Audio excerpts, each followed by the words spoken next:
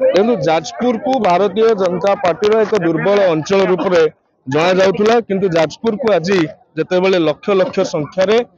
Bharatiya Janata party कार्यकर्ता स्वतः प्रवृत्त भाव नूतन उत्साह सन्देह डबल इंजिन हम भिड़ ही प्रमाणित कर आज यशस्वी भारत प्रधानमंत्री नरेंद्र मोदी गस्त होशा किभली भाव में माने भारत वर्ष रे आग को जीव एवं कौ सब क्षेत्र में साहाय्य एवं आहरी जोठी रेल विस्तार हम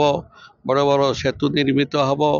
रास्तार नेशनल हाईवे उन्नति हम ओडिशार सर्वांगीन उन्नति पाई जेते अर्थ दरकार यशस्वी प्रधानमंत्री नरेंद्र मोदी सब अर्थ दौरान ये जो चाउल आपण मैंने आम समस्ते पाचे ये केंद्र दौरान केंद्र शौचालय दौची केंद्र गैस दौरान एवं ता सहित वर्तमान मोदी जी जो ग्यारंटी जो मोदी ग्यारंटी अनुसार आज प्रत्येक राज्य आज उन्नति रे पहुंची जाई पारुछंती एवं आज विश्व आज जनसमुद्र मोदी जी भाषण शुणी आसछंती मोदी जी कौन कहिबे एवं ओडिशा पाई कौन देबे जावतीय किसी शुनिया आज समस्ते आसछंती।